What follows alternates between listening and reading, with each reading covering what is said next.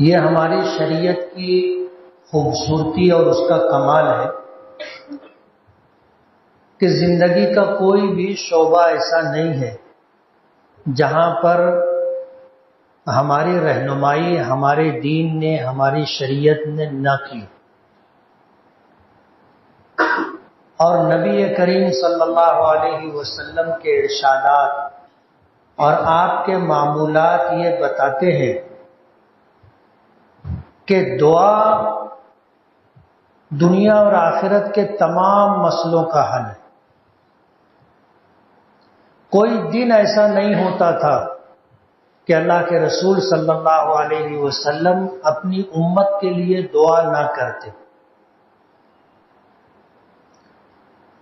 حضرت عائشہ صدیقہ رضی اللہ تعالی عنہا فرماتی ہے کہ حضور پاک صلی اللہ علیہ وسلم رات کو اتنی لمبی لمبی نمازیں پڑھا کرتے تھے کہ قدم مبارک ورم کر جاتے تھے، بسا اوقات ورم کی زیادتی سے کھال پھٹ جاتی تھی، حتیٰ تورمت قدمہ، بخاری شریف کے الفاظ، حتیٰ تشققت، یہاں تک کہ قدم مبارک کی کھال پھٹ جاتی تھی۔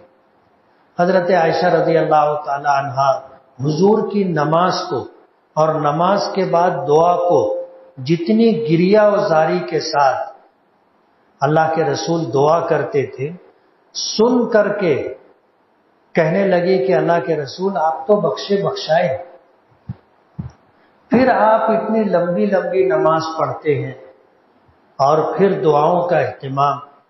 تو حضرت حضور نے جواب عنایت فرمایا کہ افلا اکون عبدا شکورا، کہ کیا میں اللہ کا شکر گزار بندہ نہ بنوں؟ جب اللہ نے مجھے نوازا ہے تو شکر گزاری کے طور پر دعا کرنا، شکر گزاری کے طور پر عبادت کرنا ضروری ہے۔ تو دعا مانگنے کا حکم ہے۔ اللہ پاک نے فرمایا ادعونی استجب لکم، تم مجھ سے مانگو، دعا کرو، میں تمہاری دعا قبول کروں، اللہ کا وعدہ ہے۔ اور ظاہر بات ہے اللہ پاک سے زیادہ سچا وعدہ کس کا ہو سکتا ہے؟ اسی لیے نبی کریم صلی اللہ علیہ وسلم نے فرمایا کہ کسی ایمان والے کی مانگی ہوئی ہر دعا قبول ہوتی، ایک دعا بھی ایسی نہیں ہوتی جو اللہ کی بارگاہ میں شرف قبولیت نہ پائے۔ لیکن جب بندہ یہ سوچنے لگ جاتا ہے، یہ کہنے لگ جاتا ہے کہ میری کہاں دعا قبول ہوگی، تو پھر اس کی دعا قبول نہیں ہوتی۔ اس لیے ہمیں یقین رکھنا چاہیے کہ ہم دعا مانگیں گے، ہماری دعا قبول ہوگی۔ دعا میں یقین ہونا چاہیے۔ اور دعا کے آداب بتلائے گئے کہ جب آدمی دعا مانگے تو دل سے دعا مانگے، دل سے۔ اور حدیث پاک میں آتا ہے کہ ان اللہ لا يقبل دعاء عن قلب لاہن، غافل دل کی دعا اللہ قبول نہیں کرتا۔ آدمی دعا کر رہا ہے لیکن دل دعا میں شامل نہیں، یعنی دل سے دعا نہیں کر رہا ہے، زبان پر دعائیہ الفاظ ہیں لیکن دل دعا میں شامل نہیں ہے، تو اللہ تعالیٰ دعا قبول نہیں کرتے۔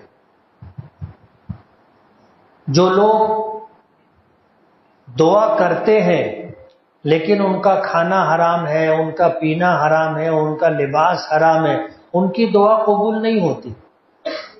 اور ان کی بھی دعا قبول نہیں ہوتی جو اپنے رشتہ داروں سے تعلقات توڑ کے رکھے، قطع رحمی کرنے والوں کی بھی دعا قبول نہیں ہوتی۔ اس کے علاوہ بندہ جب بھی دعا کرے گا اس کی دعا قبول ہوگی، یعنی بے یقینی کے ساتھ دعا مانگو گے دعا قبول نہیں ہوگی۔ جب تمہارا ذاتی تاثر یہ ہوگا کہ اللہ میری دعا نہیں سنتا، نہیں قبول کرتا، تو دعا قبول نہیں ہوگی۔ اور ہمارا لباس، ہمارا کھانا پینا حرام ہو تو دعا قبول نہیں ہوگی، دل دعا میں شامل نہ ہو تو دعا قبول نہیں ہوگی۔ اور ہم اگر اپنے رشتہ داروں سے تعلقات توڑ کر کے رکھتے ہیں، ذرا ذرا سی بات پر کچھ بھی مسئلہ بنا کر کے ناراضگی اور تعلقات توڑ لینا دنیا اور آخرت کی بربادی ہے۔ ظاہر بات ہے جب دعا ہی قبول نہیں ہوگی تو ہمارے دنیا اور آخرت کے مسئلے کیسے حل ہوں گے؟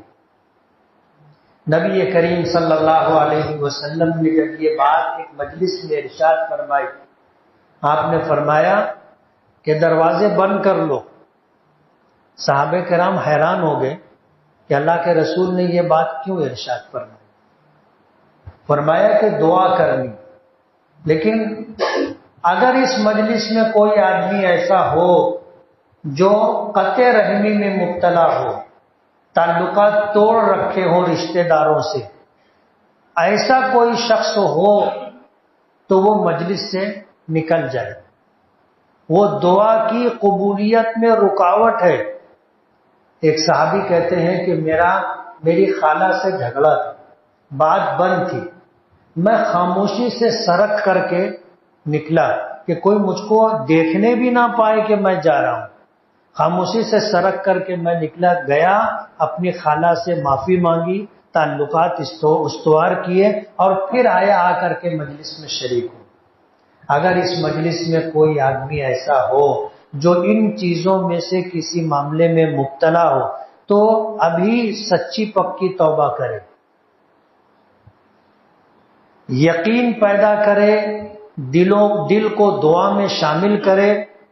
اگر خدا نخواستہ تعلقات توڑ رکھے ہوں تو یہ نیت کر لے کہ اللہ میں آپ سے وعدہ کرتا ہوں کہ میں تعلقات استوار کر لوں گا، جوڑ لوں گا۔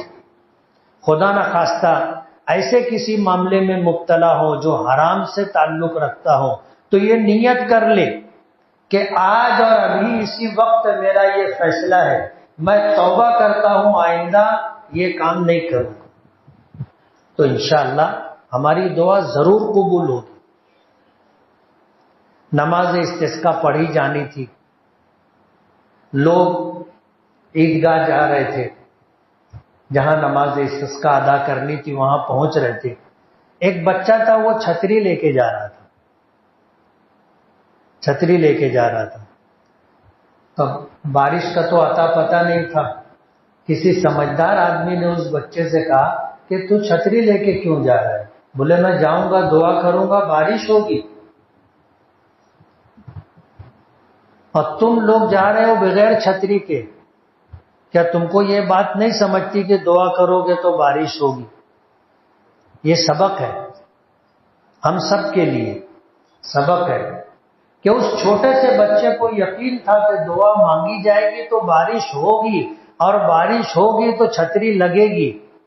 باقی سب لوگ بغیر چھتری کے گئے تھے نا۔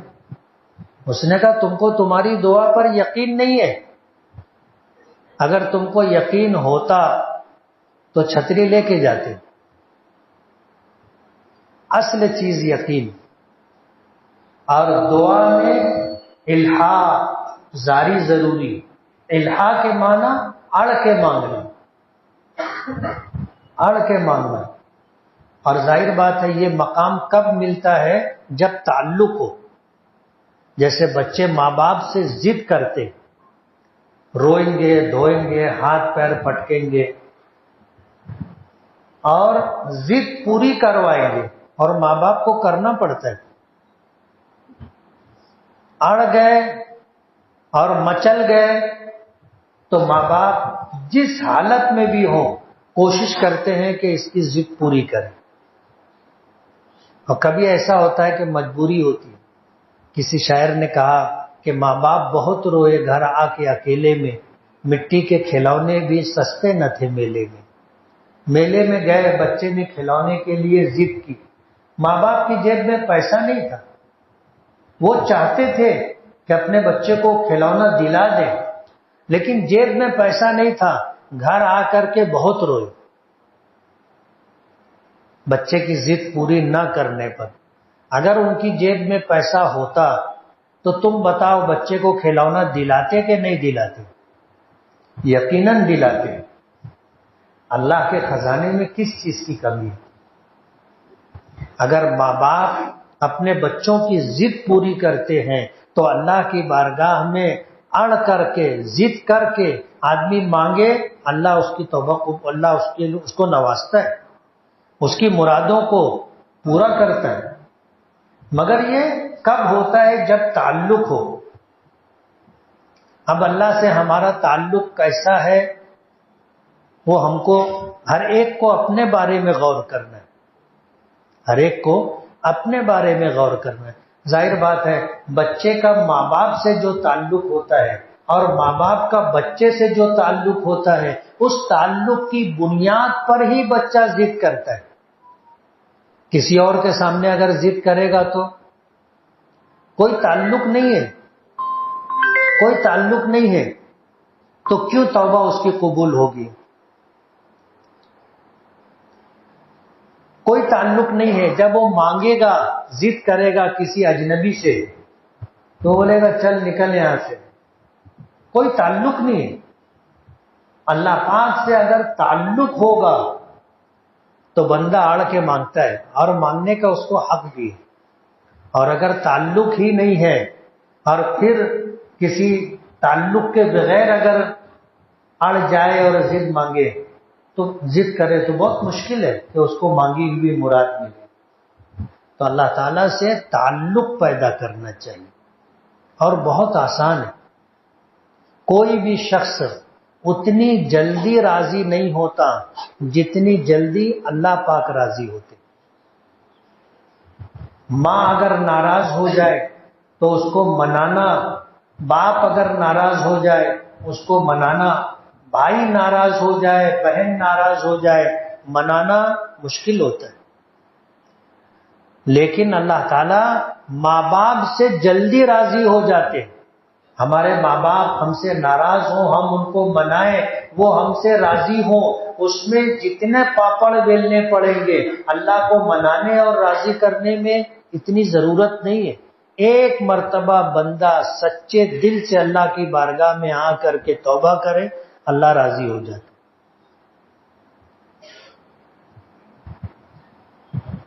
تو دعا ہمارا ہتھیار ہے۔ میدان بدر میں حق اور باطل کا پہلا معرکہ تھا، پہلی جنگ تھی۔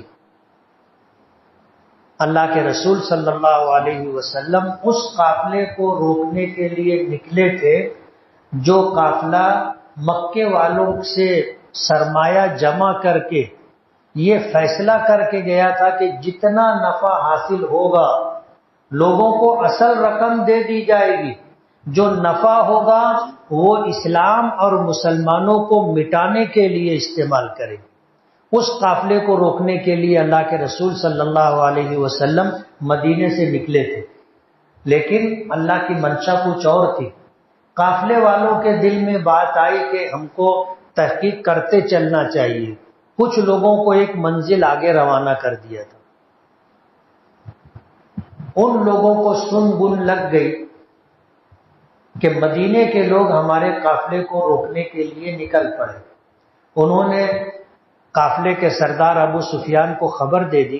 ابو سفیان کا پورا قافلہ راستہ چھوڑ کر کے ریگستانوں اور پہاڑوں سے ہو کر کے آگے نکل گئے، اور ادھر مکے میں اعلان ہو گیا کہ اپنے قافلے کو بچانے کے لیے نکلو۔ 1000 افراد پر مشتمل لشکر نکلا جو ہر طریقے سے ہتھیاروں سے لیس تھا، اور حضور پاک صلی اللہ علیہ وسلم کسی لشکر کا مقابلہ کرنے کے لیے نہیں نکلے تھے، ایک قافلے کو روکنے کے لیے نکلے تھے۔ تو مسلمانوں کے پاس ہتھیار بھی نہیں تھے۔ بدر کے میدان میں اس لشکر سے سامنا ہو گیا جو مکے سے آیا تھا اور پوری تیاری سے آیا تھا۔ اللہ کے رسول صلی اللہ علیہ وسلم نے اس حالت کو دیکھ کر کے اللہ سے دعا کی تھی۔ آپ نے صف لگائی، میدان بدر میں صف لگائی، اور اس کے بعد پیچھے آپ سجدے میں گئے، دعا کر رہے تھے۔ حضرت ابو بکر صدیق رضی اللہ تعالی عنہ کہتے حضور دعا کر رہے تھے، سجدے کی حالت میں تھے اور چادر مبارک جسم مبارک سے سرک سرک جا رہی تھی، تو میں چادر ٹھیک کرتا تھا۔ ایک موقع آیا، میں نے کہا کہ اللہ کے رسول بس کیجیے، تو حضور نے فرمایا ابو بکر مجھے میرا فرض ادا کر لینے دو، اللہ اپنی قدرت کا مظاہرہ کرے گا۔ حضور نے دعا کی تھی کہ اللہم ان تہلک ہذہ العصابہ لن تعبد فی الارض ابدا، کہ اللہ یہ 313 جو میرے ساتھ ہیں، گنتی ایسی ہے کہ انگلیوں پر گنے جا سکتے ہیں، لیکن اب تک کی میری محنت کا سرمایہ اور حاصل ہے، جگر کا خون دے دے کر یہ بوٹے میں نے پالے، اور اس میدان میں اگر یہ شہید ہو گئے تو قیامت تک کوئی تیری عبادت کرنے والا نہیں ہوگا۔ یہ دعا کا انداز نیاز مندانہ نہیں ہے، یہ بات تو اللہ کے رسول ہی کہہ سکتے تھے، اللہ سے ایسا تعلق تھا، ناز کے ساتھ دعا کی تھی نا کہ اگر یہ 313 اس میدان میں کام آ گئے، قیامت تک کوئی تیری عبادت کرنے والا نہیں ہوگا۔ حضرت ابو بکر نے پھر حضور کو ٹوکا، حضور نے پھر یہی بات ارشاد فرمائی،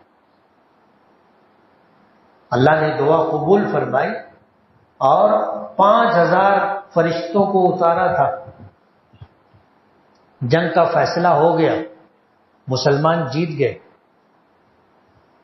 حضور نے اعلان کیا تھا کہ جو جس کافر کو مارے گا یا گرفتار کرے گا، اس کے پاس جتنا ہتھیار ہوگا وہ سب مارنے والے کو یا گرفتار کرنے والے کو دے دیا جائے گا۔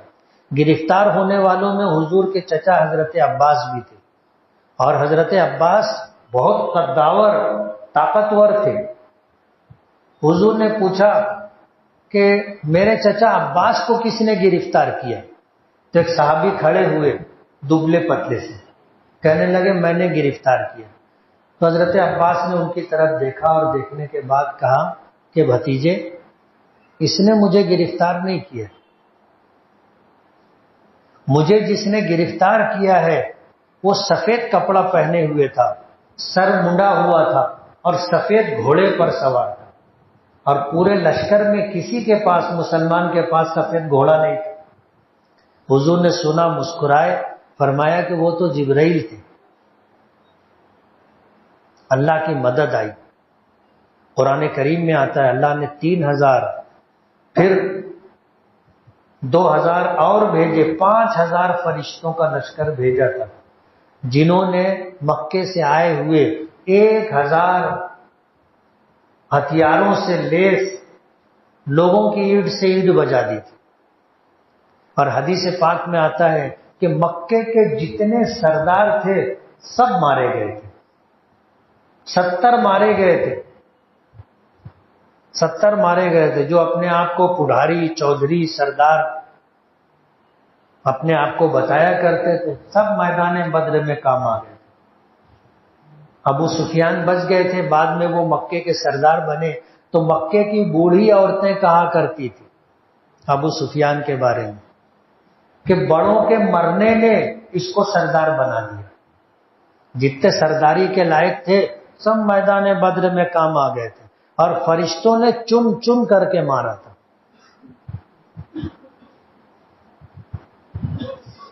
تو مدینے کی بوڑھی عورت، مکے کی بوڑھی عورتیں کہا کرتی تھی کبرہ موت الکبرا، بڑوں کے مرنے نے اس کو بڑا بنا دیا۔ حضور کی دعا تھی جو اللہ نے قبول فرمائی، اور دعا مومن کا ہتھیار ہے۔ دکھ کی بات یہ ہے کہ ہم اس کی اہمیت، اس کی قیمت کو نہیں جانتے۔ اللہ سے تعلق ہو تو دعا سے بڑا ہتھیار نہیں، دعا سے بڑا ہتھیار نہیں۔ ہمارا ہر مسئلہ کون حل کرتا ہے؟ اللہ حل کرتا ہے، اور ہم اللہ سے مانگیں گے، دعا کریں گے تو اللہ حل کرے گا۔ ہم لوگوں نے مانگنا ہی چھوڑ دیا۔ اتنا بڑا مجمع ہے، دل پر ہاتھ رکھ کر سوچے، صبح سو کر کے اٹھنے سے لے کر اب تک کسی نے واقعی دعا کی ہو؟ فرض نمازوں کے بعد کی دعا کیسی ہوتی ہے سب کو معلوم، مجھے اس پر کوئی تبصرہ نہیں کرنا ہے، لیکن ایسا کوئی شخص کہ مسجد میں آیا ہو، اکیلا ہو، نماز کا وقت نہ ہو، پھر اس نے وضو کیا، 2 رکعت نماز پڑھی، کچھ اللہ سے مناجات کی، دعا مانگی، 5 منٹ 10 منٹ 15 منٹ، ہے کسی کا معمول؟ ہم لوگوں نے مانگنا ہی چھوڑ دیا اللہ سے۔ اور قرآن کریم میں آتا ہے ان الذین یستکبرون عن عبادتی سیدخلون جہنم داخرین، جو لوگ مجھ سے مانگنے میں تکبر کرتے ہیں میں ان کو ذلیل کر کے جہنم میں داخل کروں گا۔ اللہ کو مانگنا بہت پسند ہے اور نہ مانگنا اللہ کو بہت ناراض کرتا ہے، اور ہم لوگوں نے اللہ سے مانگنا چھوڑ دیا۔ پورا 24 گھنٹہ گزر جاتا ہم اللہ سے مانگتے نہیں۔ نمازوں کے بعد جو دعا ہوتی ہے منٹ آدھے منٹ کی، ہمارا دل شامل بھی نہیں ہوتا نا، ہاتھ اٹھائے ابھی دل دعا میں شامل بھی نہیں ہوا، ہماری دعا ختم بھی ہو جاتی ہے۔ ایسا نہیں ہے کہ آپ ہاتھ اٹھائے اور دل پھٹ سے آ کے دعا میں شامل ہو گئے، نہیں، آدمی ہاتھ اٹھاتا ہے، دعا کرتا ہے، آہستہ آہستہ اس کا مزاج بنتا ہے، اور پھر بڑی مشکل سے دل دعا میں شامل ہوتا ہے، تب جا کے دعا قبول ہوتی ہے۔ اور ہم لوگ تو ہاتھ اٹھاتے ہیں، دل دعا میں شامل بھی نہیں ہوا، ہماری دعا ختم ہو جاتی ہے۔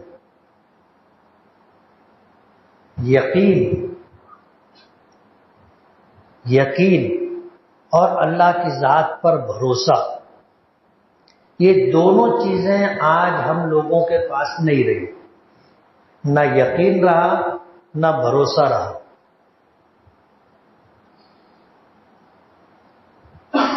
اس لیے ضرورت اس بات کی ہے کہ ہم اللہ کی ذات پر یقین، اللہ کی بات پر یقین اور توکل، جس کو بھروسہ کہتے ہیں، اتنا اعتماد ہونا چاہیے کہ میں ابھی ہاتھ اٹھاؤں گا اللہ میرا مسئلہ حل کر دیں گے۔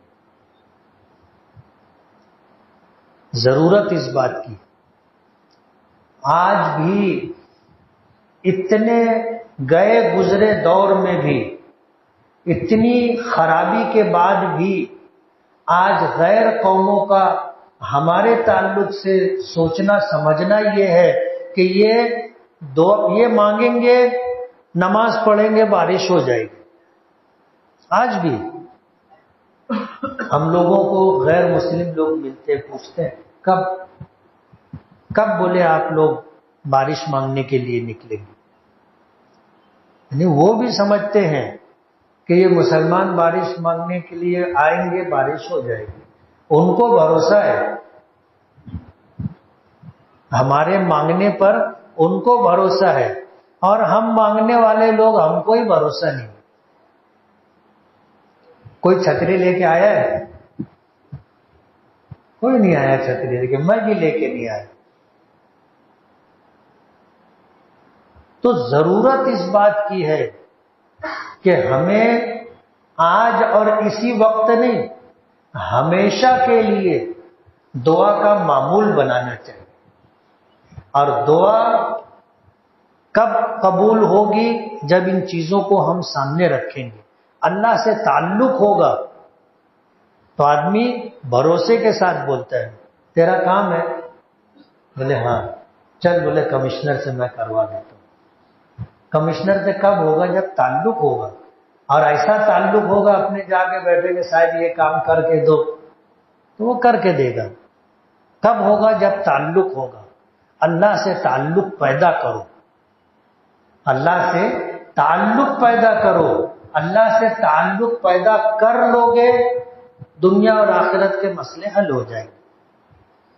ہم سب گنہگار ہیں، ہم سب گنہگار ہیں، حضور نے فرمایا کلکم خطاؤن، تم سب کے سب خطا کار ہو، وخیر الخطائین التوابون، اور تم میں خطا کار لوگوں میں بہترین شخص وہ ہے جو توبہ کرے۔ تو ہم میں سے کوئی معصوم نہیں ہے، کوئی محفوظ نہیں ہے، الا کوئی اللہ کا ولی ہوگا تو الگ بات ہے، ورنہ ہم سب گنہگار ہیں۔ لیکن ہم اگر توبہ کریں گے تو ہماری توبہ اللہ قبول کرے گا۔ اس لیے بارش کیوں نہیں ہوتی ہے اس تعلق سے آپ نے بات سنی، جب اللہ کے احکامات توڑے جائیں، زکوٰۃ روک لی جائے تو اللہ بارش روک لیتا ہے۔ جب بےایمانی عام ہو جائے، ناپ تول میں لوگ ڈنڈی مارنے لگ جائیں تو بارش روک لی جاتی ہے۔ اس لیے ہم کو اپنے گریبان میں بھی جھانکنا ہوگا، دیکھنا ہوگا کہ اگر بارش رکی ہے تو بلا وجہ نہیں رکی، کوئی وجہ ہے۔ ہم توبہ کریں، نیت کریں، آئندہ ہم گناہ نہیں کریں گے، اللہ کی نافرمانی نہیں کریں گے، وہ کام نہیں کریں گے جس سے اللہ باران رحمت کو روک لیتا ہے۔ ہم ان نیتوں کے ساتھ اللہ سے مانگیں گے، انشاءاللہ ضرور دعا قبول ہوگی۔